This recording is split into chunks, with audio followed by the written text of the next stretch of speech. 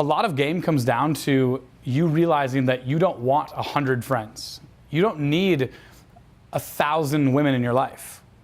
You need 5. 5 women and 5 guys that you keep perpetuating forward that are exactly the type of people you want in your life. This is what's going to create the type of opportunities that creates the fear of missing out concept. I never created FOMO. I just ran with it. I first used FOMO, fear of missing out, in my approaching. I first realized that when I was approaching women, if I wanted to ever conquer approach anxiety fully, or ever conquer every bit of anxiety throughout the interaction, from approach anxiety to attraction anxiety, attraction building anxiety, sexual escalation anxiety, closing anxiety, date anxiety, day 2 anxiety. Each stage of the game, you have this anxiety, right? If I was going to conquer that, I had to create FOMO for the inverse, meaning I have FOMO of not approaching girls. I have fear of missing out of every girl that I don't approach, to the point where I remember I was on a private coaching session 7 years ago and we're in San Antonio, Texas. We're in San Antonio, Texas because he did not want to game in his hometown because too many people know who he is. So I was with him and he wanted to go to San Antonio, Texas. Well, San Antonio, Texas has my ideal girl. Rich, tall, thin, titty ass, green-eyed, anti-Trump Mexican women. I will game that Riverwalk all day long. But it's not exactly the most target-rich environment. There's not exactly a lot of women just prowling around San Antonio. So I remember we were driving to our hotel to do some debrief. I remember with this guy, and he's a very successful, he runs triathlons or does triathlons, six-pack, early 40s, super successful guy, very, very successful in his career. Very, very God-fearing man, right? Very God-fearing man, and didn't believe in sex before marriage at first. I worked with this guy for several years. We actually originally met purely because of FOMO, fear of missing out. We met because we had fucked, or I had fucked, and he tried to fuck the same girl. And I remember I fucked her. I got this girl purely with fear of missing out, high experience game, and extreme adventure-based game. Meaning there was nothing of value. I didn't get a lot of investment from the girl, and I didn't even really have a lot of self-amusement expression, whatever you want to call it. I just did a lot of cool shit in front of her, and she wanted to be a part of it. And it got to a point where every day, to be honest, it was almost to a fault. I was on a quest to do shit every day that I've never done before and other people didn't do. So every single day, I was just trying to rage as hard as possible, do as cool of activity as possible. Now, for a lot of guys, this is a chore because we focus on work, it's like we focus on work, women, or entertainment. It's kind of like the only things we focus on. Work is very centric, right? It's very categorized. With women, it's like, oh, cold approach or social networking, whatever it might be. Whereas I was just focused on having as crazy of experience as possible. When you have as much crazy experience as possible, as many crazy experiences as possible, you're going to notice that people want to take you under their wing.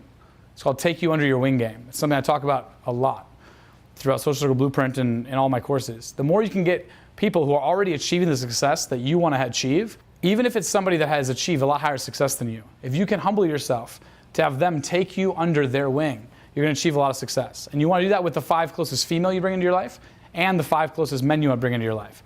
But if you can create unique situations with all of these people to the point where they have such massive FOMO for when they're not around you, that they want to be around you, that alone can have this type of success you want with women and guys into your life. High status males and attractive women. This girl directly resulted in me laying at least 5 to 10 of the hottest girls I've ever fucked in my life in her apartment, and me maturing as a guy, because this was early on in my development, and then also gave me my biggest pickup client of all time that I've ever had. 3, 4 years, probably 80 to 120 grand a year of pickup coaching for 4 years, plus all expenses paid trips. In any business that you're in, you can achieve this. And the entire way that I was able to make this happen in my life is fear of missing out. I created such crazy situations, such unique situations, that she wanted to be a part of it. That to the point where when I broke up with my business partner at the time, she basically forced me to move into her amazing 2-bedroom, very highest-end luxurious condo in all of Austin. She forced me to move into it. She forced me on all of her girlfriends. Using some of the stuff we talk about in the other sections, she forced me basically to have sex with all of her friends. Fear of missing out. Like, I mean, you notice the quantity of girls I had been with at the point of me having these anecdotes or examples and stories that I'm sharing with you was not that many. It's not like I was very experienced with women. It's not that I had done 5,000 approaches, 10,000 approaches, and got these results to happen. That's the biggest thing I want you guys to understand is you don't need to go on this huge journey of self-discovery of, penile dysfunction, personal development. You don't have to go on this huge journey. You can just get the results you're after with women tonight, tomorrow, and then also go on this journey of inner game, self-discovery, personal development, and everything else. Well, you're achieving all your success. It's funny, guys ask me all the time why my confidence is so high. And dude, every day I wake up. 1/3 of the time, I wake up on the wrong side of bed that morning.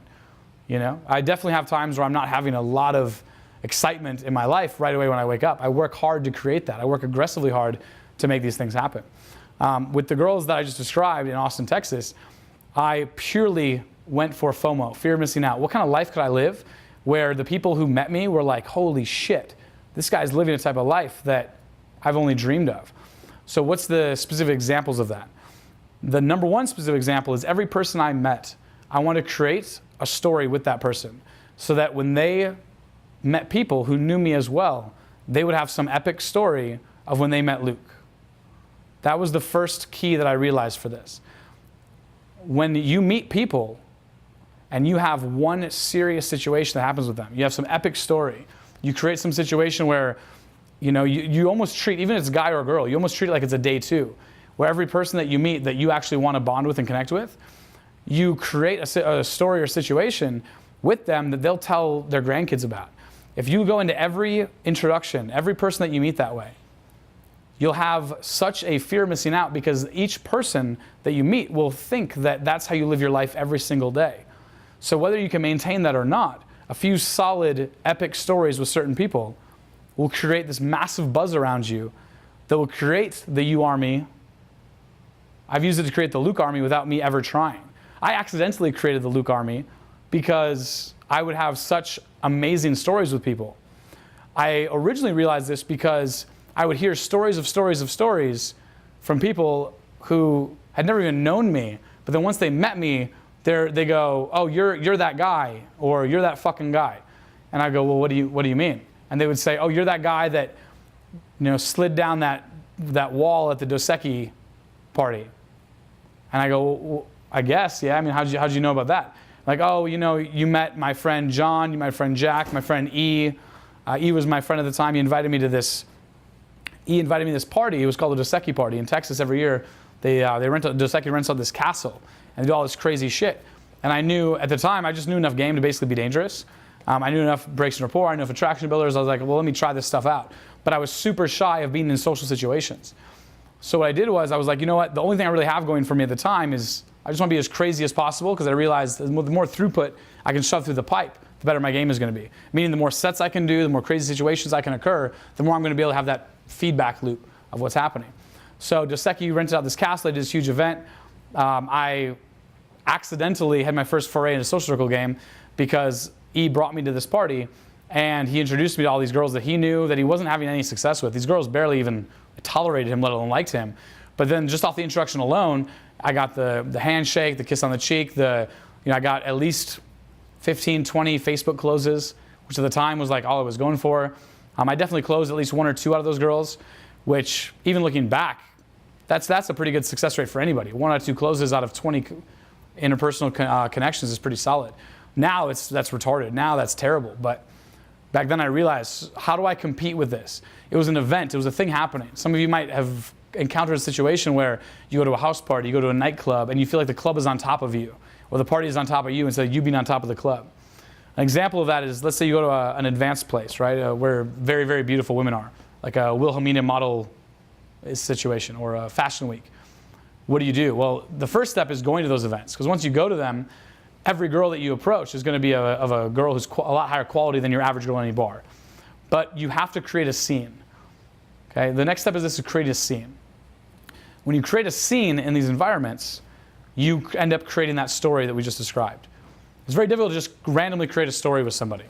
I have a lot of friends. Well, a couple of my best friends, well, a couple of my best mentors, rather, in-game in Texas, actually.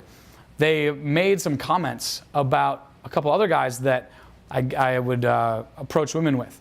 And they would say, you know, I like those people, but you know what? You just never create a story with them. And I said, well, that's interesting. What do you mean? Because I have a lot of stories. And then they would say, well, what do you mean you have a story with them? And I would start describing situations to them. And these are two guys who, you know, one's a hairstylist, one makes suits for guys. And they would tell me these different people that I would be like, yeah, they crush it. And they go, yeah, but you know what? Just there's no boy time. And I'm like, boy time? That sounds kind of faggy. And then they described the boy time. I was like, oh, that's actually kind of cool. And that results with women. But they would tell me, they're like, yeah, there's just no guy time, and you just don't create a story with them. And that's the piece that I pulled out and that I applied with my clients for the past several years is, how do you create stories with people? That allows you to meet somebody in a bar setting or an event setting or even in the daytime that allows a situation to form where you want to connect with people. At least 80% of the girls and guys that I number close are not coming from me. I'm not actually number closing them. I'm not actually aggressively trying to get their phone number. The reason why is when I create that story that happens, I create a situation that is a potential fear of missing out occurrence. They're just excited to be around me. They want to get my number because they see that there's something in the future we can do together. I remember I met a guy at Blue Martini in Las Vegas. He was the music writer. He wrote all the lyrics and the music for Backstreet Boys, all their songs when they were famous. He also is the lead designer of all the clothing for the Steve Wynn properties. It started with Bellagio. It's kind of a funny situation. He built a clothing line after he had a good amount of net worth built up, and after he had a lot of connections. He was also a serious captain in like the English Air Force. Very, very successful guy. He also owns a big part of the Blue Martini franchise. He fucks a lot of girls despite his game. One thing you're going to want to be able to define is a guy that you see having results despite his game or because of his game. This is the type of guy that had massive results despite his game. I originally met him because I have a rule. I have a rule which is, you don't have to follow it exactly, but I have a rule which is anytime I see a guy that, any male at any nightclub or restaurant or any place that I go out to meet people, if I think that he has a higher status, net worth, pre-selection ability than me, I immediately offer to buy him a drink and really try to force that drink to happen. And that's because any guy that has a higher income than you or any guy that knows more females than you, if you offer to buy him that drink, within 4 weeks, that's going to turn around and do massive things for you. I was just with, even in this venue right here, I was just with the concierge of the Vegas Immersion Program. And as he just walks in, right? I was just with him, and I ordered a couple of drinks for some friends of ours, and very, very quickly we were interrupted with the conversation that we were having. And even though I give him my card, the bartender pushes the card away and says, no, it's not good here. It's not good here. And it's funny because the only thing that I did, I don't even remember the guy. I've never recognized his face. And we'll get more into this in the module where we talk about how to save money and even make money with Social Circle Game. But I don't even remember this guy. I have no idea who he is. I literally have to beg him to run $1 on the card so I can tip him over, rather than just walking out without paying him anything. I feel bad. I don't have cash on me. What do I even do in this situation? And the only reason why he did that is because he has heard stories of the situations that I've occurred and created in other people's lives. He's heard the stories. He said, hey, that chubby white dude with the long hair, he's a fucking nut job, but in a good way, in a funny way. That's the only reason why he did it. I don't even remember meeting him. But the situation, me creating a story in his mind, creates such fear of missing out that even if we never hang out in the future, there's something in his mind of, hey, you know what? This is a guy that I want to hang out with. Even if it doesn't even happen, I just want to add value in whatever way I can. You can almost take this too far. You can take this in a situation where you can just take value from people because they're so excited to be around your energy or your presence that it's hard to add value back. That can be a negative occurrence. But it's a good litmus test. It's a good litmus test to wake up in the morning. Tomorrow, wake up, and I want you to look at your phone. How many invites to things do you have? Cool guys or average guys, Joe Lunchbox, attractive girls, any girls. Are you waking up with a bunch of phone numbers that you have to come up with ways to message them? Or are you having to respond back to people who are begging to hang out with you? Every day I wake up. I've been in game now for over 8 years. I've taught game for 7, 8 years. Every day I wake up for the past 6.5, 7 years, it's just more and more messages of how do I respond back to this person for this cool thing that I have to do, whether it's work related, pussy related. So here's the thing, when you can create such fear of missing out in people's lives within days, hours, minutes, seconds of meeting them, how do you think they're gonna respond when they hear about you, when they think about you in their mind? Within 5 seconds of meeting somebody, they're getting my phone number and asking me to come to some event that they have going on.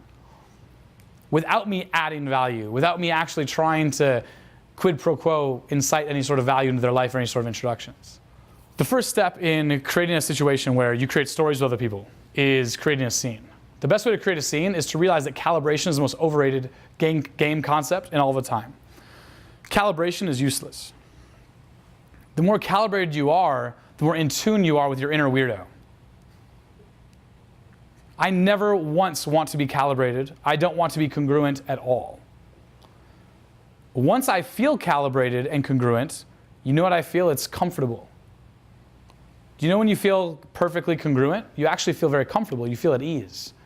Causing a scene means a lot of different things. It's very vague and verbose at first. I cause a scene whether I'm in a business boardroom meeting with VCs, venture capitalists, or while I'm with my closest friends and we're talking about Archer jokes, dead baby jokes, just the most, we're in a Korean barbecue and I'm trying to make out and fondle and get the girl to jerk me off onto the table. That's like the old Korean woman, and she like ends up thinking it's so hysterical that she ends up making out with me, bringing me into the kitchen, and I'm like making my own Korean barbecue food. I don't know how to cook ramen noodles for myself, let alone Korean barbecue. And she just thinks it's hilarious. And it ends up getting 2 of my students laid. I get to make out with some crazy old lady. And every time I go there, it's half off the food purely because of fear of missing out. Every time I go there, she asks one thing, which is, where have you been? Where have you been? And I caused a scene. Now that's something you have to understand is breaking out of the norm, being full-on crazy is something that as long as it's very clear that's who you are, the world is not a 9-to-5 place. The world is not a place that will contain somebody who's willing to be that crazy and cause a scene. I created a situation where I made a lot of money in my personal life and helped some of my clients achieve some of the best results they've ever had and gotten some epic video and discount on food, which is always kind of cool, right, as a guy. And all from a 2-hour sake-fueled, crazy cold sake-fueled situation where I acted a fool, where I acted completely beyond what would be in my normal congruent self. The thing is, I was okay with it. If I was somebody who was shy or insecure or nervous about acting like that, it would have never happened. My students would not have gotten laid. I would have never gotten the further contract with the guy, and the discounts would have never happened. But most people think that they don't want to cause a scene, they don't want to cause a stir. What I'm here to tell you is causing the stir is exactly what makes you the center of the group instead of looking outside the group inward as if you want to be a part of it. Everybody wants to play it safe. They want to play the wallflower because why? They don't want to cause a scene. They don't want to stir the pot. Well, me and my closest wing in the world, we have this thing where we just kind of mess it up because it kind of looks like this, but it's just this thing where we take both hands, go like this. Even if we see each other, we'll see each other across the marquee. I remember we were at different dance floors, and I hooked up with, I didn't fully close. I hooked up with this girl that at the time I thought was absolutely stunning, and I think he ended up actually hooking up with her later, which is kind of funny. He only told me about that like 2 years after, but she was like at the time like the hottest girl in the club to me. She was like a singer, LA singer, and I remember seeing him across the club, and we just did this signals with each other where we just go like this, which is stir the pot. Meaning the more we can just stir the pot, the more fun we're going to have, the more FOMO we're going to create in other people's lives, the more of a scene we can create, the more of a scene we can cause. Even that situation with even her, I did table drill to get to a high value area in a Vegas nightclub. Again, it doesn't matter if you're in Vegas, Seattle, Wichita, Doc Howard's in Wichita. It doesn't matter if you're at the Pickle in Eau Claire, Wisconsin, or you're at Doc Howard's, or you're at One Oak in New York. Wherever you're at, there's some high value area, some place that the girl's trying to go to. If you can conquer that area, you can create a story in that area, you create fear of missing out in everybody's mind that's watching you. I'm going to talk about social media game in a little bit, which is how you shove fear of missing out down people's throat. All of your social media games should be fear of missing out. where it's very, very clear the stuff that you're doing. Any other type of social media game is useless. It's irrelevant. Same thing with online dating. It's all fear of missing out. What type of lifestyle, what type of amazing train that you're creating for yourself, right? Train. What type of train that you can create for yourself where people are just pissed off and mad that they're not a part of it. I create amazing things for my life purely because when I meet people, when I meet that guy who is part owner in that lounge chain, he's Backstreet Boys writer of their music. Every time he comes back to Vegas, which is about once every 2 months, he messages me and says, bro, Luke, we have to do something. We have to get together. And I look at my phone.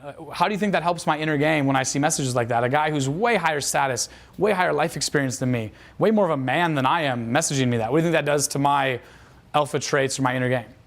It boosts it massively, massively, right? But in not a fragmented way where if I just told myself and I looked at myself in the mirror, you are attractive, you are a confident guy, right? I mean, I want to laugh and like just jerk off in the corner as I even say that. Like you could tell yourself a million times that you are an attractive guy, but the only way to actually build a real attractiveness, to build real confidence, is to get that feedback loop happening. A long time ago, we taught guys how to create this feedback loop of everything you told girls. How do you get that feedback loop so you can really understand the micro-expressions and what they're saying? The way to do that on a perfect social setting is you cause this scene and you realize that scene is not as bad, bro, as what you thought it was. Let's take a work setting, for example. Okay? A lot of guys have the situation where they think that a work party, they're nervous about what's the situation that could happen with them in an office or work party setting. So there's not these categorizations of creating a scene. What it is realizing that your comfort zone isn't necessarily this horrible place to be. It's just a place of a lack of self-improvement, a place of lack of results. Your comfort zone isn't a bad place. It's amazing to be. It's a great plateau to just focus on other parts of your life. But to actually achieve results with women, for one, you only can live outside your comfort zone. Meaning whether you're at work or not, the more of a scene that you can cause, the better you're going to be. I've had situations where I've had such crazy scenes that I was borderline and more than borderline arrested, and it helped my social network. It helped my career. The thing that guys misunderstand is when they see a rubric for a social constraint, or they see the type of guys that have had success with either their business or their social life or their family life in the past, and they see that and they think, okay, well, there's some guide here. We like to live in the lines, right? We like to draw between the lines. The problem with that is you aren't able to create the type of scene you'd ever create.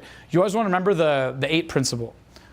The 8 principle is the thing that I realized a long time ago that solved a lot of my problems. It allowed me to escalate my results very, very quickly. The 8 principle is a 0 to 10. If an 8 is where I want to live, an 8 is perfection. An 8 is that guitar string vibrating at that perfect level of results, whether it's attraction building, social circle building, cold approach, whatever it is. Let's use breaking rapport and attraction building as an example. If an 8 is where you need to tease, and a 10 is you getting arrested, right? Or 11 is you getting arrested. A 10 is you offending and pissing off everybody that you meet. But like a 2 is where you're at, where you're kind of able to make a couple jokes here and there. What most guys do is they'll go 2, 3, 4, 5, 6, and they'll kind of rest at 6 or 7. What the best way to actually achieve results and to build an intuitive game is to go 1, 2, I'm at a 2, a 2 is an example of a guy who can make crazy jokes with his buddies, but then when it's around other people, either work or new women that he's meeting or whatever, what have you, he's not able to actually make the crazy joke because he's too busy concerning himself with what people think of himself. So then what ends up happening is he kind of hovers around a 6 or 7, and it takes him months or years to get to that level. The best way to do this is to go, you know what, I'm at a 2 right now, fuck it. I'm just trying to better myself. If people aren't okay with that, too bad. I'm going to go to 10, 9, 8. So it's the guy who's just able to go crazy. In Hebrew, it's called a niganuv, right? It means I'm fucking crazy. How crazy can you actually be and then go 10, 9, 8? And then you'll resonate with what an 8 actually is. You can never have proper female congruence, meaning how are you congruent with her? How are you actually vibing back and forth with her without blowing out a bunch of sets, without fucking yourself up in a bunch of interactions? That's the only real way to achieve proper success, because you'll see what the going too far is and then what going a little bit too less is. Your comfort zone will, you living within your comfort zone will never be interpreted by other people as confidence or you being solid. You living on the edge, people do not meet me and think, even as crazy of things that I do and as crazy of personality as I have, people do not meet me and think, oh, he's living within his comfort zone. And once I start seeing that feedback, because you can, if you guys are smart, once you start seeing that feedback of people thinking that you're living within your comfort zone, the disrespect start happening. The guys don't want to be around you. The women don't answer your text messages. It's very, very apparent when you're living in your comfort zone and you're living a safe life. The best way I've ever networked with really cool guys is introducing them to very attractive girls in contexts and situations that were way beyond my knowledge or competency, or doing crazy situations and things that I was not comfortable in. Every day, the reason why my inner game is so shaky is because every day I try to live a life of not being content, of doing new experiences, of living within other people's FOMO, living within other people's fear of missing out, and I just try to elevate myself to that point. I look at like house parties, for example, right? The career sense, I've always been in a situation where I've been rewarded for being crazy in my career. In my tech startup that I worked for, you gotta understand, I mean, I was paid 5-6 times what I should have been paid for, given my experience level. But I was what's called gregarious. Gregarious game is the best thing you could possibly have. It's the best thing I could ever teach you and the best thing anybody else could ever hope to teach you. Being gregarious will create a fear of missing out in such a way where you're rewarded for it by your staff, your coworkers, your bosses, investors, by women, by girls you want to fuck, by girls you want to befriend. Because the more gregarious that you are, the more assumptive that you are about a certain outcome. The more assumptive that you are, the more of a strong assumption that you're going to get the type of result that you're after, the more that you show that, the more that result's going to happen into your life. So even if you're in a tech setting, right? The type of tech settings that I've been in, and that my first domain name that I ever sold for $3,000. I bought it for $35 from Network Solutions. I was 15 years old. I thought I was going to be the next Bill Gates. I was like, oh my God, this is amazing. And then like my 10th domain name I sold for like $9,000. It was called The Next Great American Band.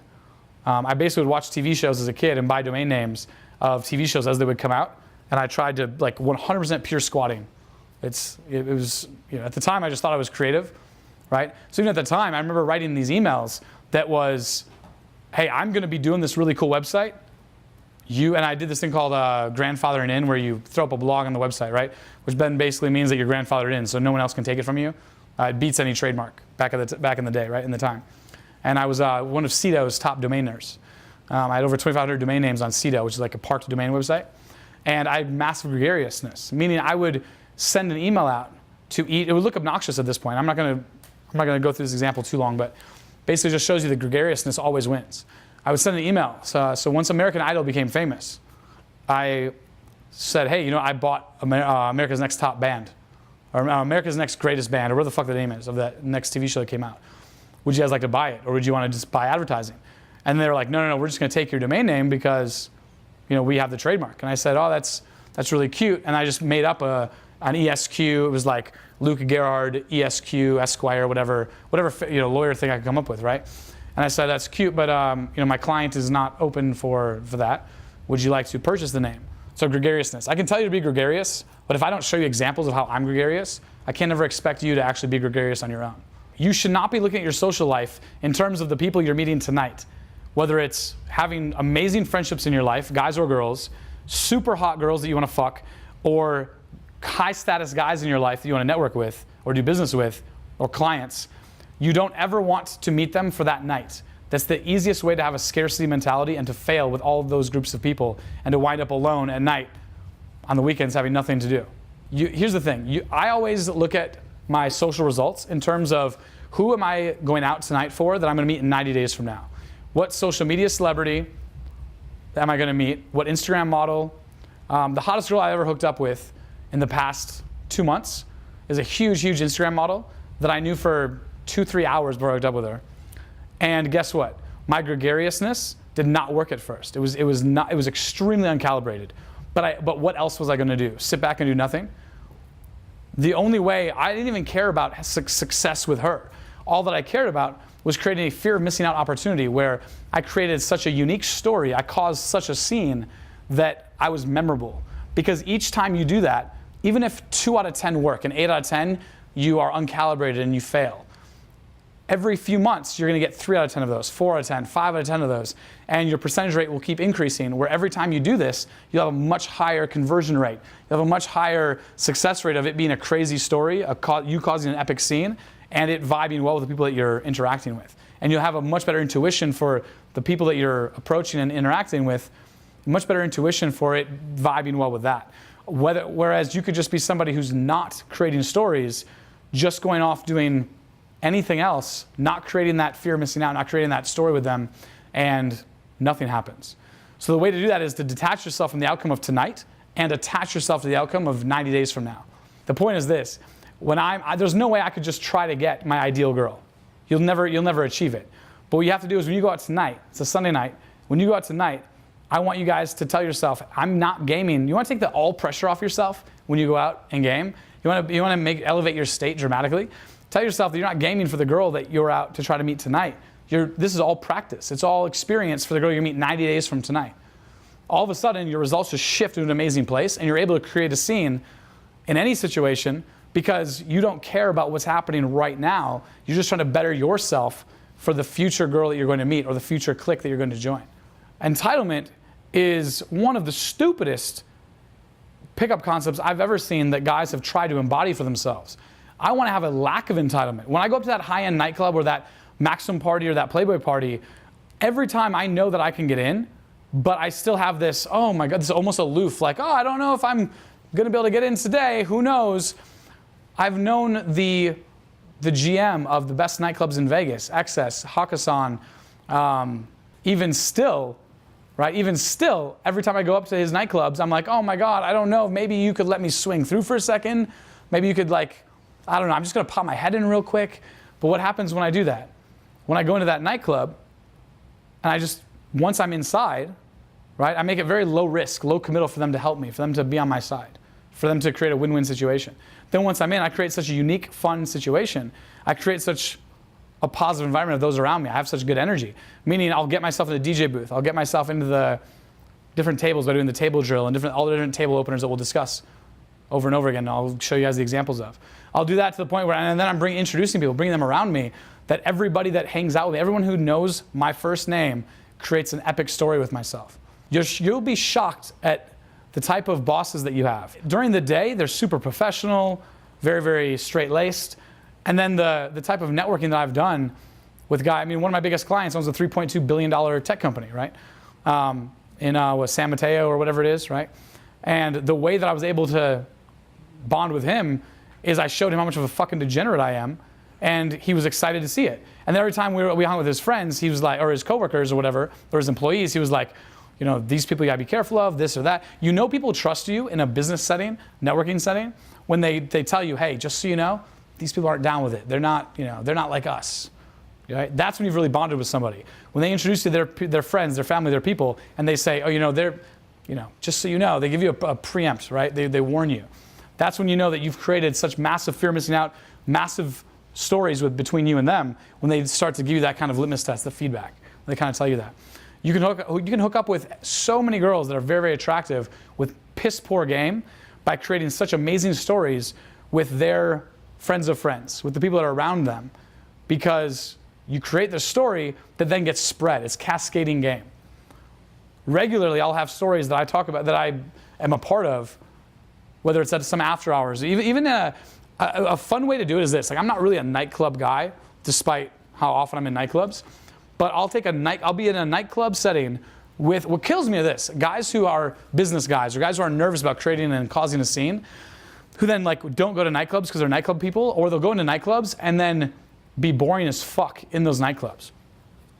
I'll tell you what, whether I'm in a dental office, whether I'm in an airport, or I'm in a nightclub, I'm going to be the exciting Luke that I can be, mainly because I'm going to create fear of missing out, not only for other people, but for myself as well, which rises my self-esteem, it rises my attraction level, and it rises everything else that I want in order to achieve success. So don't think that you can only cause a scene in a social setting. Point is this, no matter whether you're in a shitty dive bar in Wisconsin, right, or some Lower East Side bar in New York City, or a Vegas nightclub, create the story with the people that are in your life. So the first way that I create that story is by causing a scene, right? So step number one of causing that scene is you amp up the energy the first second that you meet them. First way that you do that, okay, is deciding that you're not going to wait to build up that energy. A lot of guys will sit there and be the guy that just sits in the background waiting for something to happen. Check this out. You cannot make an omelet without breaking a few eggs. What you just described is a scene where you have successful people, successful males, bankers, investment bankers is a good example, right? And these investment bankers are doing what they do, as you said. They're having fun, meaning they're probably getting pretty drunk. They're probably, acting a little bit crazy. And people around them maybe don't have the best impression of them. Is that accurate? Exactly. Cool. They don't give a fuck about the people around them because the people around them are not in their circle. They don't give a shit. Because when you start caring about the people that are the onlookers, when you start caring, those people have, you know the reason why they're not having a favorable opinion of those investment bankers? And again, an investment banker could be one of many, many jobs, right? But the example you just gave, the investment bankers, those onlookers don't have a good impression of them because they're not a part of it. They have such strong fear of missing out that they're just jealous that they're not a part of the group. That's the only reason why. They're jealous that they don't have the money to be at that table, or the success, or the connections. They're jealous that, and here's the thing, it's kind of like a guy who sees a girl fucking a bunch of other guys or several of his friends, or even just a girl that is flirting with some guy in the club. It's so easy. Beginner PUAs do this all the time. They'll call that girl a slut. It's so easy to call a girl a slut who's not fucking you. Oh, that fucking slut. Oh, that bitch. But she's being flirty with every guy but you. It's kind of like those investment bankers who are being friendly with their close group and going crazy, but they're not being friendly with the onlookers, right? That's because they know that those people are just jealous. The type of stuff that I do, I get crazy, crazy posts to my Snapchat, to text messages to me, of people that are just jealous because that's when you know that you've reached a very good level of fear of missing out. When those people are just so jealous that they're haters, right? They're drinking the haterade, okay? The more haterade that you are spewing, the more people that are drinking that haterade, the better you're doing at creating these cool experiences. So you have these group of guys that are achieving success in their day-to-day life, whether it's with tech, whether it's with investment banking, whatever it might be. And they're having a lot of fun in some nightclub area, and maybe they're having a little bit too much fun. They're getting a little too crazy, a little too belligerent. Well, for them to be able to sustain that, they need to be able to press the reset button. One of my best wings in the world is about the best personal injury attorney and mass tort law man in the world. And no matter how crazy he ever gets on one night, right? And again, he's partying with judges, lawyers, at a very high level. He's partying with some of the people that I've only ever dreamed to know. But he creates such fear of missing out with them, such crazy experiences, that no matter how nuts it gets, every night he goes out, there's people judging and hating in a peripheral circle, looking in, wishing that they were part of the cool kids. It's so much better to not hate on the cool kids, just be a part of it. Create your own cool kid group. So this guy, I'll hang out with him, and dude, for my first few years in game, I just want to be the guy that just went in, got the girl, left. I don't want to have to dabble with the cool kids or be popular or worry about that. So much of game comes down to avoiding groupthink. But when you can master groupthink and make it your bitch, then suddenly everyone not only wants you to be a part of their group, but you can create your own. It's like not only can you get the comp table, but people are asking you and begging you to have your own comp table. Not only are people asking you to go to their parties, but they're begging you to go to theirs. So with that investment banking group or young professional group or whatever group that it is, you understand, they might have a very boring daily life. They're letting loose at night. And just like my buddy who's the lawyer, once they hit that reset button and they go to bed at night, they'll wake up the next day ready to do work and ready to be productive and professional again.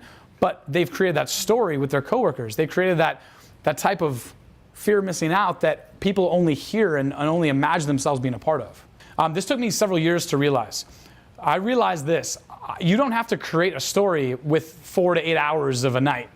Everything in game, if you lower your own expectations of what the effort and rewards are going to be of that technique or that thing, the better it's going to be.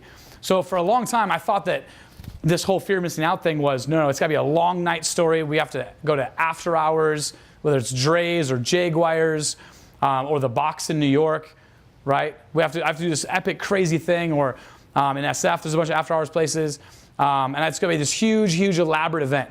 And then I started realizing, no, you can do this in one or two sentences.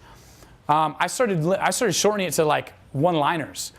I have a bunch of interactions where I build this fear of missing out with people with just getting, number one, massive positive affirmation when you meet somebody.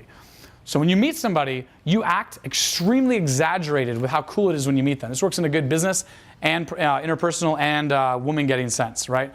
So when you meet somebody, you act like they're a long-lost friend that you haven't seen since middle school. And you get super excited for every single person that you meet. This is going to feel massively fake and confusing at first, but then once you do it, here's the funny thing about a lot of pickup concepts. They'll feel fake at first because you're not used to it. It's not you being fake, it's you're just not used to it. I'll do this with people I'm trying to network with business-wise, or people I'm trying to get their contracts with in terms of business, or girls I'm trying to fuck. The second I meet them, I act very aloof at first, suck into what they're saying, and then am shocked and surprised that they're actually here in front of me, and then I get very, very excited and loud given the interaction that's at play. So I'll get introduced to, I'll be talking to the first person, I'll get introduced to them, and then as the introduction happens, most people will go, oh, hi, I'm Luke, nice to meet you. Or if it's a nightclub setting, maybe they'll go, hey, great to meet you. Now, that might be the most that most people do. I'll open with the break and rapport if it's off the introduction. You open with a break and rapport off the introduction, you end up creating an effect where that person will never forget who you are off that one line. So an example of that is this. So you're in a setting, you're talking to one person, somebody introduces you to another person, or you even just approach them right off the bat. They say, oh, I'm Jack. Go fuck yourself. Go fuck yourself is a break and rapport that's very, very simple to say, and it will create such a massive pattern interrupt that they're going to remember you. When you create a pattern interrupt right off the open, right off the bat, they're going to be excited to see you. The irony is this works even better in business settings than it does in interpersonal settings. Or, so go fuck yourself, get the fuck out of here, shut your mouth when you're talking to me. Anything like that at all that massively sparks that rapport, that massively creates that cognitive dissonance right off the bat. That's a relative version of creating a story with the other person. Next thing is using a song lyric. So if you can anchor you meeting somebody to a very popular song, every time that song comes up, they're going to realize that they actually had that story, that interaction with you. I use this all the time, guys and girls. So, for example, let's use guys as an example. So I'll oftentimes create a situation where I'm talking to somebody when a G-Eazy song will come on, for example. Or a Fetty Wap, G-Eazy, Fetty Wap, something like that where it's like nitty and gritty. Even if you don't like these musicians, if it's nitty and gritty, it's a very, very good example. And again, this is fear of missing out in a case-by-case basis where you don't actually have to have this huge interaction with them. But this song one, people remember me for years off just this one lyric transition. Well, I want to show you guys some situations that I do. You can look at my social media. You can look at all the different social media that I do, and you can see how I create FOMO just off of that. And when we do the social media part of this, you'll see that. That's long-term FOMO. When you first meet somebody, I want you to realize you have the heavy break and rapport, which is go fuck yourself, right? You don't have to use that exactly. That's not a routine. That's just an aggressive break and rapport. Another non-verbal one to do is just the old flick the other person off right when you meet them. So when you first meet somebody, you just put your finger right in their face, right? The problem with this is if you just stay at that high alpha masculinity trait throughout the entire conversation. What you do is you pull it back. When they say, wait, what'd you say? You go, I'm just kidding with you. What's your name? I'm Luke. Great to meet you.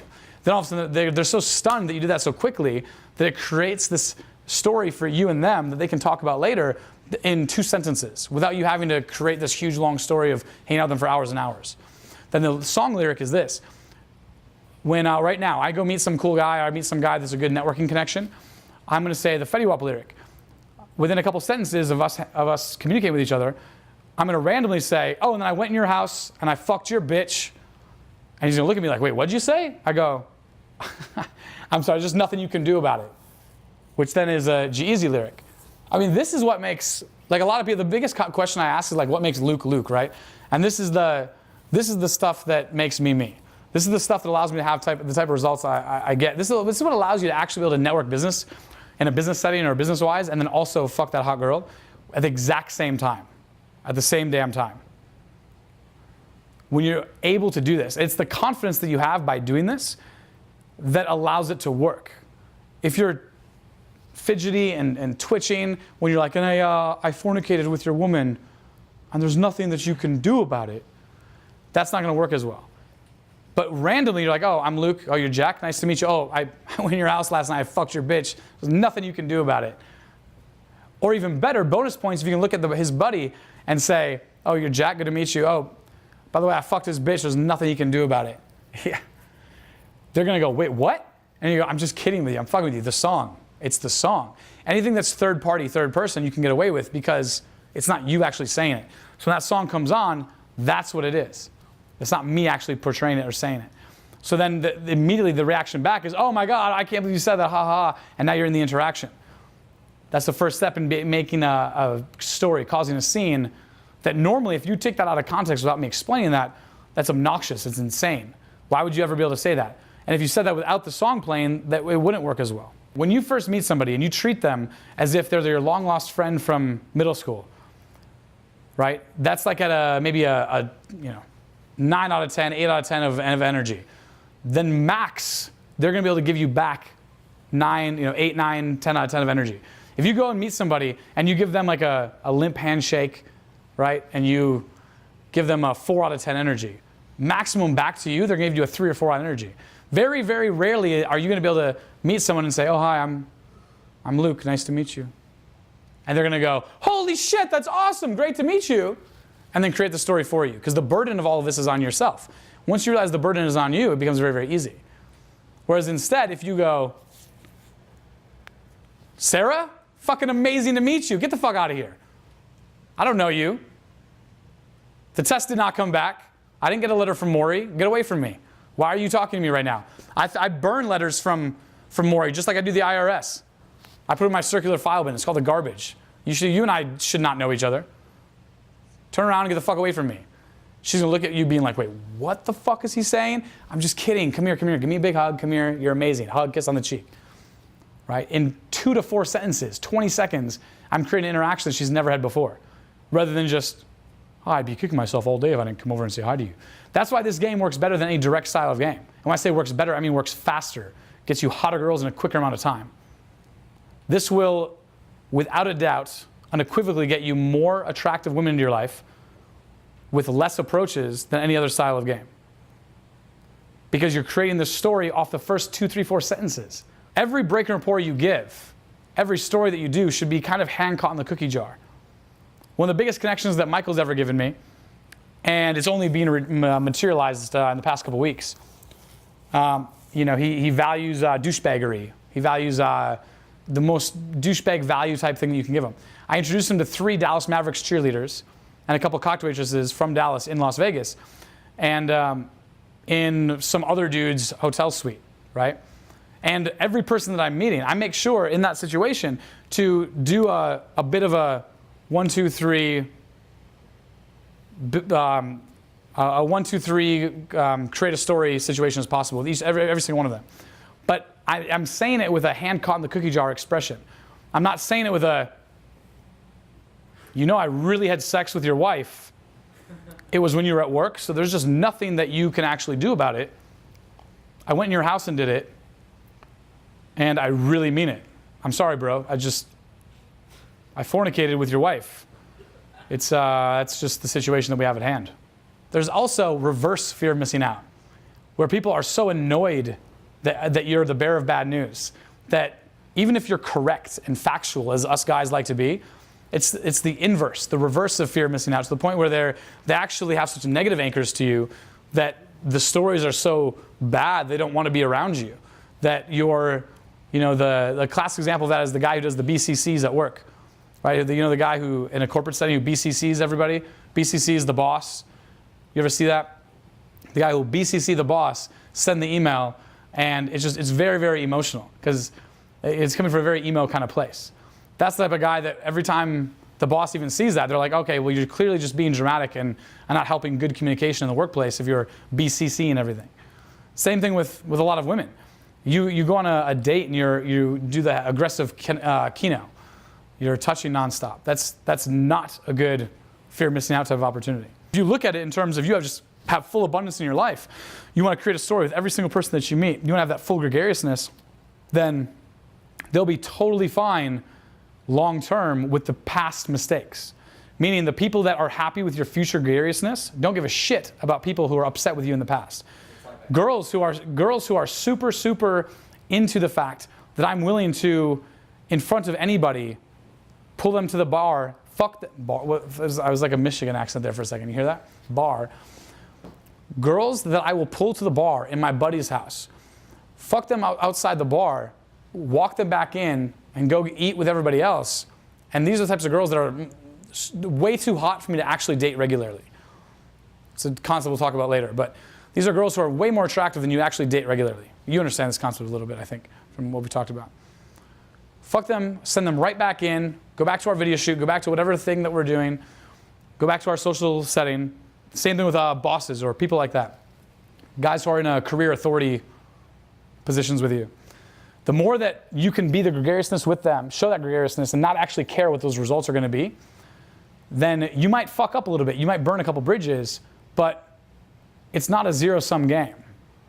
Meaning that the people who do fall within your gregariousness trap, the more times you can be obnoxious, gregarious, the more times that you can overstep your bounds, as some people like to put it, the more feedback that you're going to get, the more intuitive you'll be. So that when you actually do have that business situation that occurs, you actually are with that perfect 10 that you're trying to hook up with, she won't look back at your past indiscretions and say, oh yeah, well you were really uncalibrated a year ago, 6 months ago.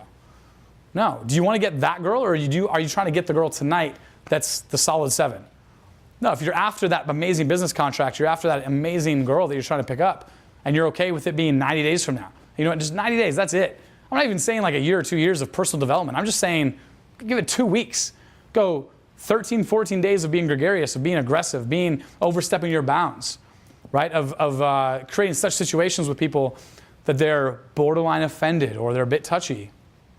Do that and watch the types of people that do come into your life once you're done with it. Because it's not a zero-sum game. They won't judge you for it. They won't look down on you for you creating those kinds of stories. With every girl that you approach, you want to be the guy that is the tightrope for her to walk on, but also provide the emotional net in case she falls. It's one of the best mindsets you can have for women. You want to be so crazy, so fucking nuts, wake the fuck up, that you're the guy who will fuck her in public. You're the guy that will be so crazy that after 30 minutes of knowing her, she'll think about you forever. That's that tightrope. But you're also willing to be that net underneath to catch her just in case things get too wild or Riley or crazy. You understand? That's kind of like the group you just described. You want to be the crew that is willing to fuck shit up, but then when no one's looking, when you break the lamp, you break them off and you take care of the guy who owned the lamp, right? You want to be so fucking nuts that you and your friends can get into crazy trouble, but you already have, I have a group of guys that are like this, right? They taught me to do this. They actually did it for me, where they're so crazy that they have lawyers on retainer just in case they do such stupid shit. Or you ever see nightclub security that's private security for like one table or one group of people? That security is for that group, those people. That security is not for everybody else. It's not to look cool. Justin Bieber's head security guard is to make sure Justin Bieber doesn't get into a fight himself. Justin Bieber's security, Mayweather's security. That's to make sure that Mayweather doesn't lose some contract because he's fighting with somebody in a club. You want to create as much of a setup in your life where you're continually and to create a cascading effect of that tightrope with that net underneath. My best friend, Mr. Sosnoff, call him Mr. Right? He creates a situation where he has no judgment of any girl or any guy what they do. He wants them to get lit and get party and get in a party atmosphere, but then he's the one who will be the designated driver 100% of the time. That creates that tightrope of party, no judgment, fun. It creates that story, but then everybody knows that, we can go crazy because we have a designated driver all of the time. He's 100% not going to drink, even if we paid him or forced him to. He's going to be that designated driver. That's that crazy atmosphere with that net underneath to make sure that person's safe and okay. Creating an event or a container is one of the easiest ways to create that setup where people have FOMO, fear of missing out. Well, the easiest way to do that is just have a theme, a white party, a pink party. Go a little bit further and label it something. Mean Girls party, the one that you went to the other night where we brought Owen to it, right? Yeah. And Owen pulled from that party. First set that Owen opened, he pulled mainly because he was thrown, that girl was thrown at him. You want to create a container, even if you have no money, even if you have no friends, nothing going on, you have to create some sort of container. Because what this container will do is will bring people into your life and create that FOMO whether they go to it or not. I like to create such an aggressive container that 80% of the people I invite to this, or the cold approaches that I do, I'll tell them, hey, we have this thing coming up this weekend. You want to increase your cold approach game by double, quadruple even? Have something that you're inviting every girl to, rather than just saying, oh, you want to grab drinks sometime? What are you doing later tonight? You going to some nightclub? You want to grab sushi? Have a regular scheduled programming happening. Have something that's going to happen with or without her. Hey, you know what? This thing is going to happen with or without you. Sometimes you'll even say it like that. It's like, hey, you know what? We have this Mean Girls party. It's going to be this Wednesday. Everyone's going to dress up in pink. So my coolest guy friends are going to be there. The hottest girls are going to be there. Is that something you want to come to or no? Even that cheesy, it will work super well. Because when it has some sort of regularity to it, some sort of consistency, it takes the pressure off of the girl. When you illustrate the fact that you're going to be doing this thing one way or another, with or without her, suddenly it creates a bit of activity scarcity in her mind, and she's going to want to come to that thing even more. First thing to do is have coordinated outfits. You have coordinated outfits, they all have to wear white, pink, black, whatever it is. That costs you nothing. It's super easy for you to do. It's very high leverage. It's a high leverage point because you don't have to do a lot to make that happen. They probably already have the color outfit that you want to do. Then you want to go even further, like what you just said with the Mean Girls party that we did not even that long ago. You create a mean Girls party that has a label to it, a name to it. How much more epic does that party sound now that it's the Mean Girl Pink party instead of just a night out at the club? All you did was you verbalized it. It cost you no money, no time, no effort. You just put a container around it. All my day twos I used to take to sushi on Thursday nights. Imperial Sushi in Austin, Texas. It was literally every girl that I would meet, every girl that I would get the phone number of, I would say, oh, a bunch of us do sushi on Thursday. You want to come? It was the best converting day two I've ever did in my life. Even for the girls that gave me their phone number, couldn't come, they would see how cool it was from the photos. They would see how cool it was based on the way other people would describe it, and they'd have massive fear of missing out for not going, which create the attraction with that girl, which then caused them to for sure go to the future ones. My pipeline was so solid. As it stands, my pipeline is so solid that I have 3 events the next 10 days that I'm going to, and anyone who gets Soul Circle Blueprint are going to, anyone in Vegas Immersion are going to, that I will accidentally get laid with my exact type of girl 2 of the 3 nights, and most likely the 3rd night. My exact type of girl I will have sex with, and I don't even know who they are. I've never met these girls before. But I created this pipeline, such strong fear of missing out, that these girls who could have gone to the previous events that we did are for sure going to these 2 events. Well, these 3 events, but 2 of them are much more solid.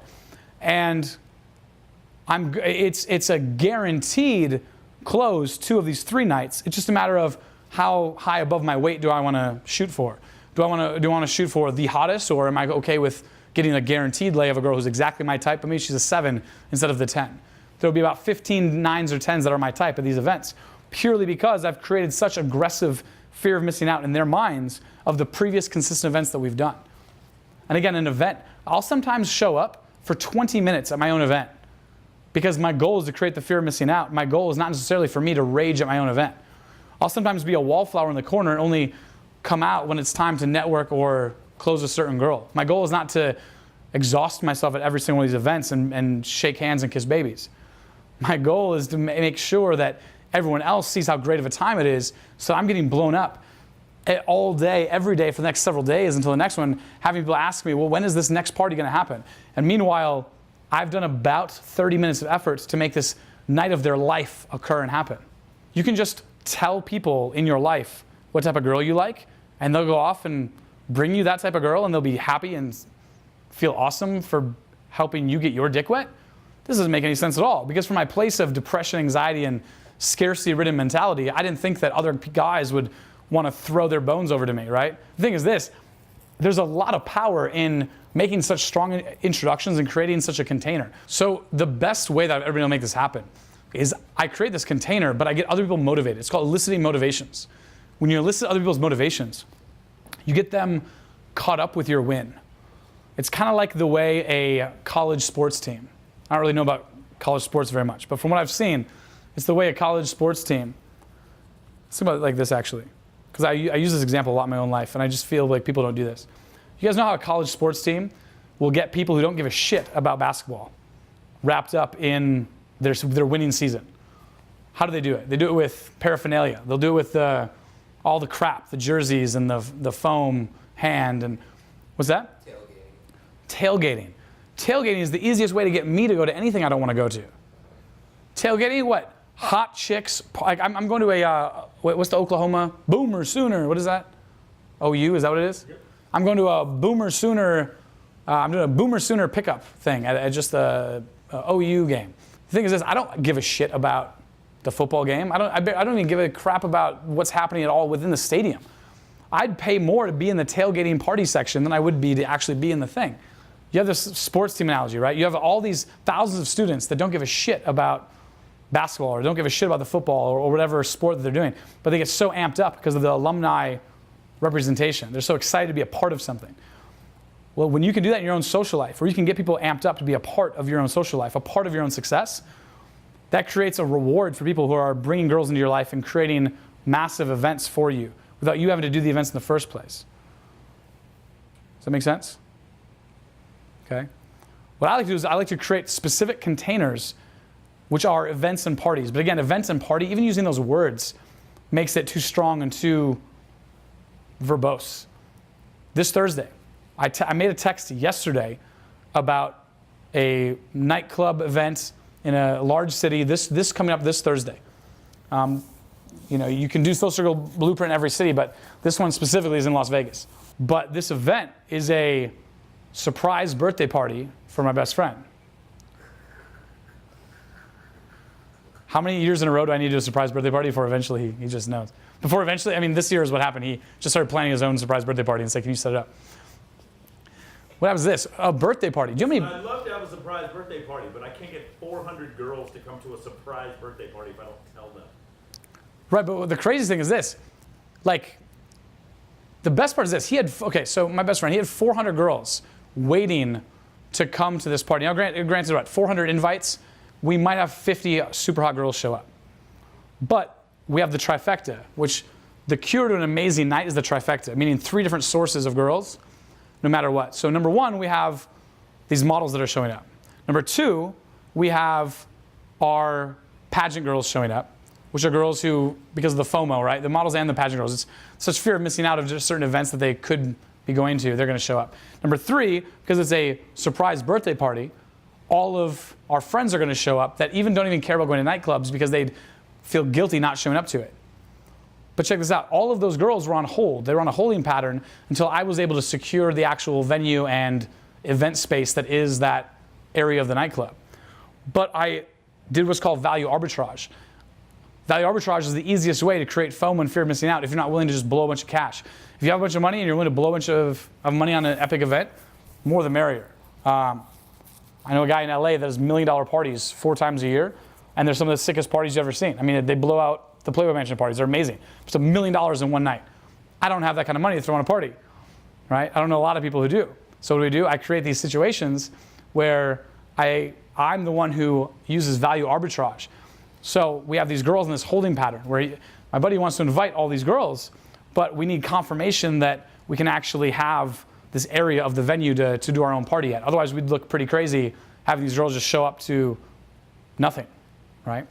But I use the fact that we had all of these girls that want to show up to this event as leverage in order to twist the guy's arms in order to create this actual area of the venue for them to sit at and party at. Well, guy A, who has access to the projector screen at the nightclub, the music in the nightclub, the lights, the bottles, the champagne, all the stuff that makes girls want to have fun, the guy who has access to that, he's too busy getting access to that, negotiating that kind of access. So he doesn't have the quantity of girls. Guy B, he's got over 100 girls that want to show up to this thing But he's too busy meeting all these girls to properly set up these kinds of things in place, to set up all the chick crack. When you have a lot of girls, you have to have a lot of chick crack. Chick crack is the sparklers, the champagne, the welcome to the nightclub, whatever their names are, as it comes through over the DJ booth. The shout outs on the DJ booth, right? The shout outs, the girls like the shout outs. The more shout outs that the girls can have, the more excited they are, right? These events, they don't take a lot of effort from you. It's the biggest qualm that I have guys send me is, oh, but I don't have the time. No, you do these events because you don't have time. I don't have time to go off and do 1,000 cold approaches per week that fail 99.9% of the time. I do one of these events, and just like I got Owen to, I'm going to get you guys to pull 50% of the time to 100% of the time. Like literally 1 out of 3. I mean, you guys all saw the girl that Owen was talking to, right? For a Wednesday night in that venue, I mean, not only is she attractive enough for that situation, but how yeah, I mean, like stunning body. And the best part is literally a girl, like within seconds, she starts talking about the power of now and personal development to Owen. Ding, ding, ding, ding, ding. It's not just random hot whores that you're meeting. I mean, the whores are great. Sorry, the women are amazing. But it's the fact that these aren't just random girls. These are girls that you'll actually want to hang out with that are being brought to you on a silver platter. How easy do you think it is for me to get laid on this Thursday? And again, this Thursday, that's the 1/3 that's less likely for me to have success.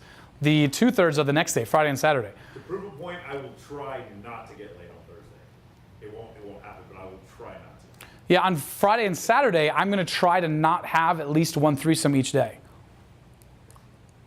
Right?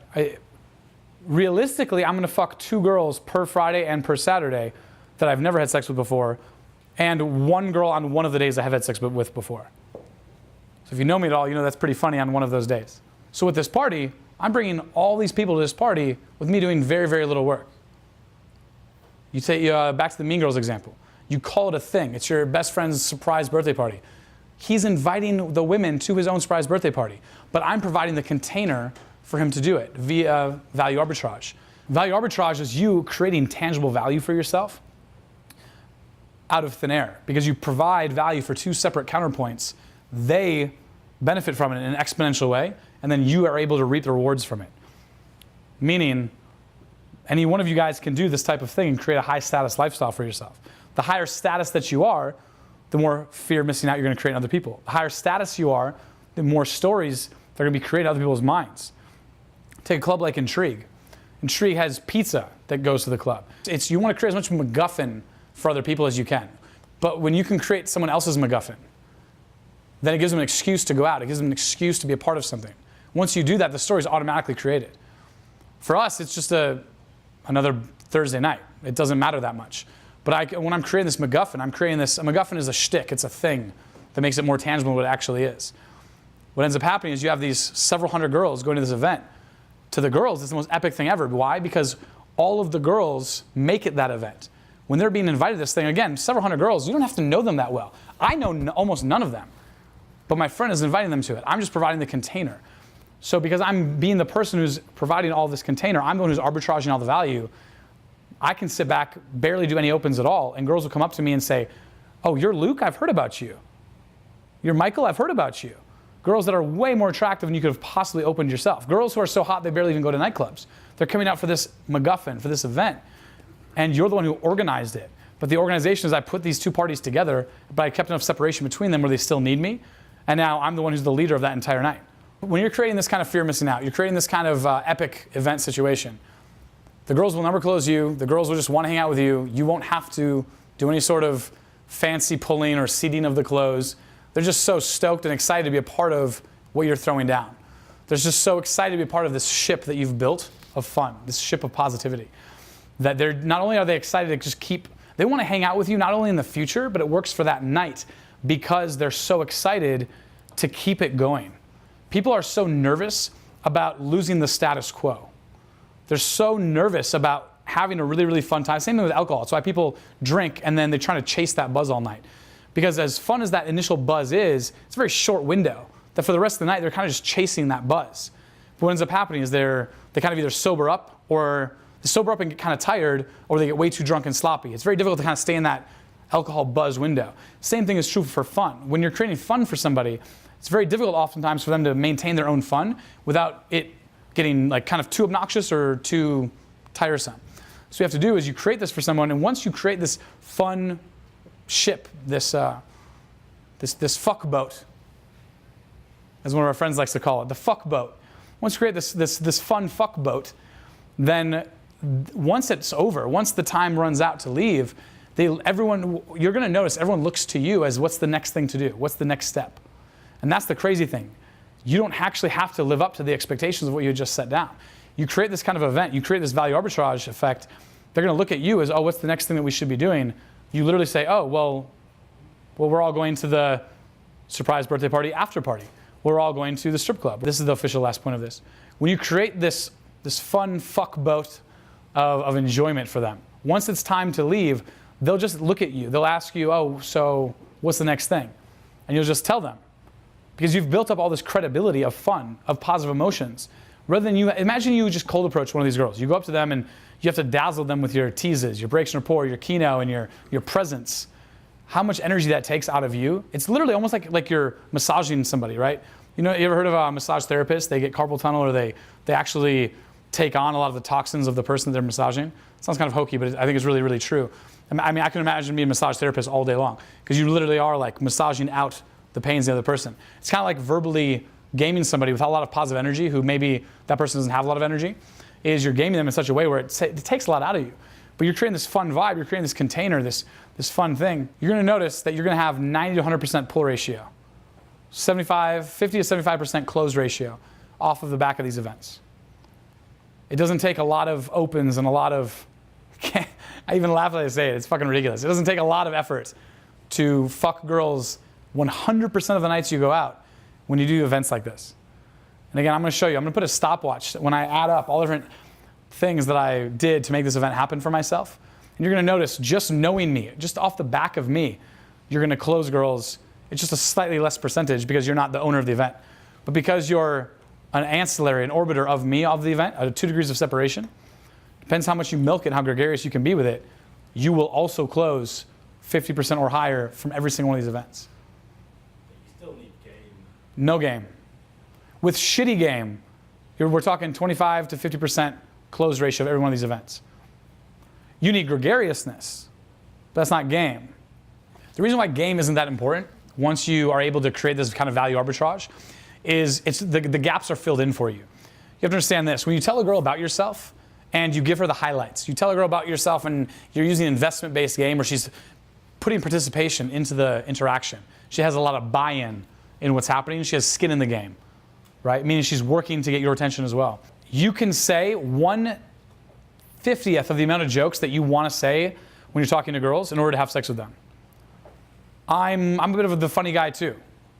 So all the clever jokes and poignant lines that I have, I can't tell the girls that because it's too much. It's kind of like my buddy who's a professional dancer.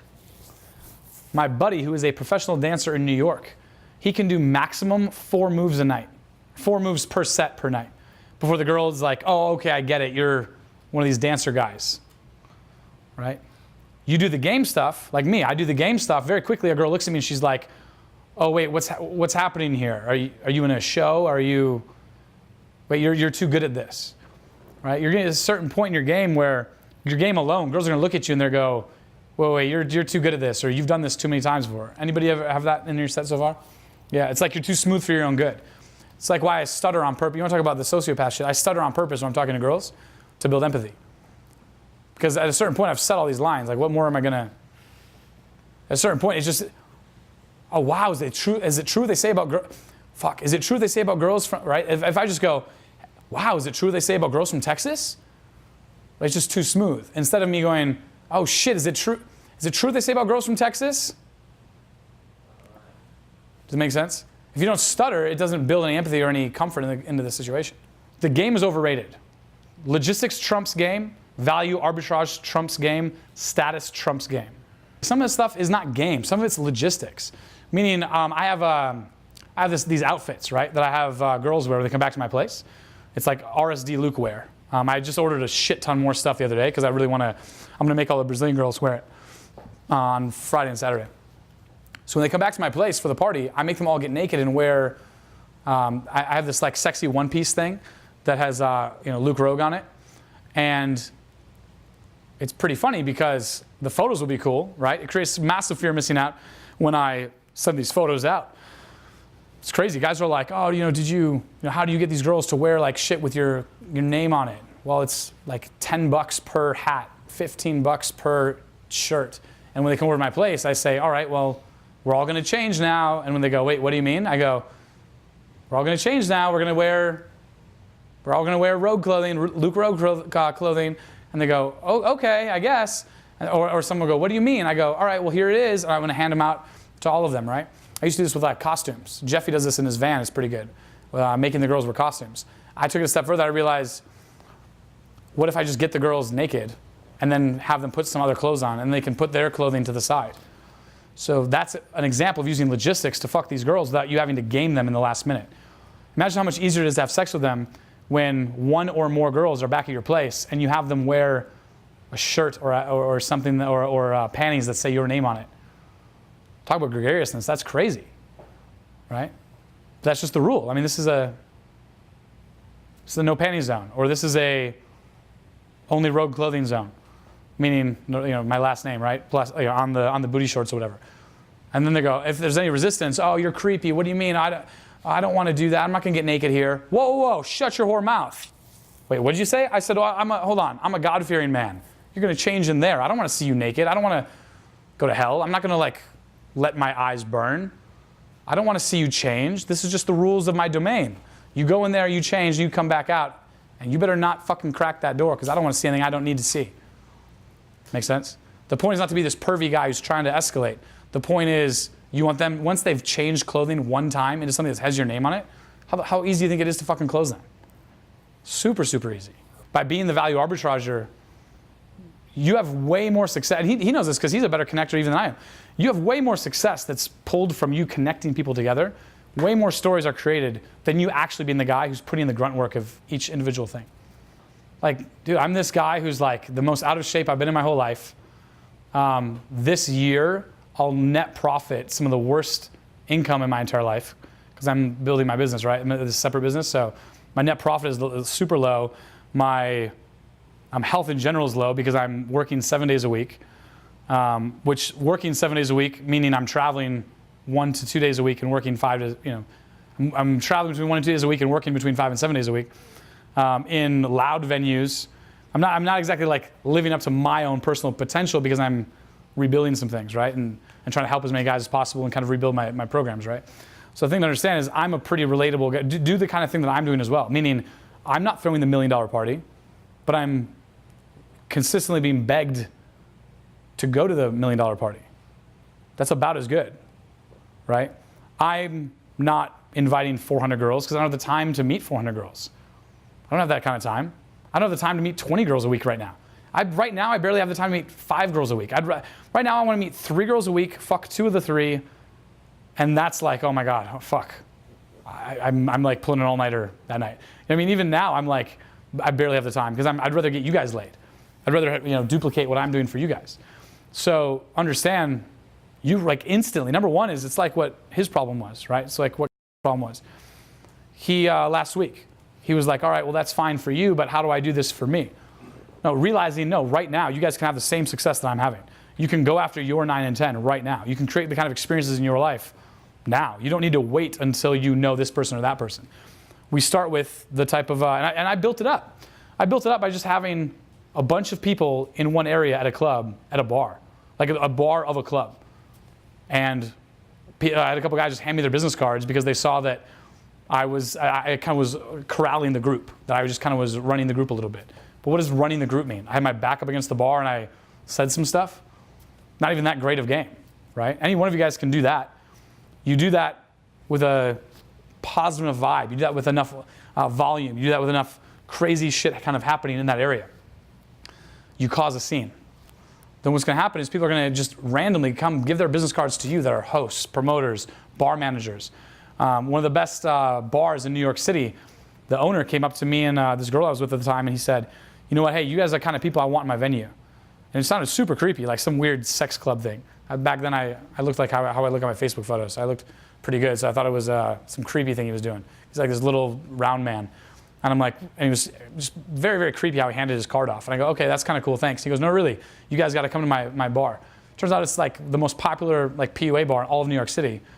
He just literally saw that we were jumping up and down when that Justin Timberlake and Jay-Z song came on.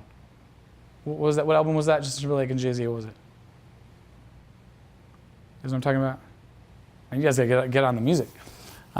Anyway, that song came on, me and her at 4 a.m. in One Oak in New York. Every Sunday, this song just goes crazy, and they confetti everywhere, and it's 4 o'clock is the time they can keep partying there, but you can't walk in the nightclub anymore. So it's like the nightclub hits reset, and it's a new party. So from 4 to like 5:30, everyone just goes crazy because no one else can walk in, so the door is locked, but everyone goes nuts. So then we just go crazy. He looks at us, he's like, oh my God, you guys are the group that I want in my venue, in my club. We're like, all right, cool, thanks. We started talking to him just a little bit, right? Well, he's then the key to everything. We go into his place. He's like, he gives us a security guard just for the rest of the night. He gives us this whole comp area that we don't even end up sitting at. We're just kind of going through, because his venue is like 3 or 4 floors. We're going through it. Understand, that was off one night. Any one of you guys can do exactly what I did. I jumped up and down when a Justin Timberlake song came on. Like, I didn't do anything that intense. It wasn't anything that you guys have to work up to do, right? When you guys are vision boarding your exact type of girl, or the cool guys that you want in your life, or the type of events that you want to do, there's 3 different type of vision boards. Realize you can achieve it this weekend. You don't have to wait months. So nothing is too advanced for you. You follow? Yeah. The type of event that I'm doing this Thursday. I met a guy who I can throw a birthday party for, who's got a couple hundred girls that he knows. He's going to invite them to some party. I happen to know another guy. I don't know anybody who works at this nightclub. I probably couldn't even get into this nightclub because I haven't been there in over a year. It's at Tao. I don't even know how to get into it. I could make some texts and kind of like, bluff my way in, but I couldn't just walk up and walk in the club. I have no social proof at this venue. Yet they're going to give us, you heard them at the end, 2 tables, unlimited bottles, okay? And I don't know anybody who's there. If I can do it, why can't you guys do it? I don't know anybody who works there. You'll never see it happening for yourself until it happens for yourself. Belief, faith, it's a very weird thing, right? You don't need to believe that it's going to happen. You just have to do the steps and put those things in place and then watch the results happen, and then you'll have the belief. Because I'm amping up, here's the thing, I go to get my teeth done. I'm making it so people laugh and have so much fun when they're getting their teeth done that the dentist, literally, I've never seen him before. He literally gives me the wholesale cost for whatever veneers or procedure that I'm trying to do off of never knowing him, off of the first time. He looks at me like a marketing asset. He makes jokes like he should hire me to just sit in the dental lobby and just do that all day long. I'm literally selling dental packages and services that I don't even know about in the dental office. I mean, as a joke, kind of, but also for real. I mean, just because I'm trying to pass the time in such a fun, obnoxious way in order to force myself to always be on, always be there. You understand? If you can have fun at the dental office, you can have fun at the Chipotle. If you can have fun at the Chipotle, then you're going to be able to have fun and have high energy in the nightclub. And I'm always on with other people, even if I'm depressed or in bad state. I'm not ever trying to create my own state. I'm trying to boost everyone's state around me. I'm trying to force state transference from other people to me, not me to other people.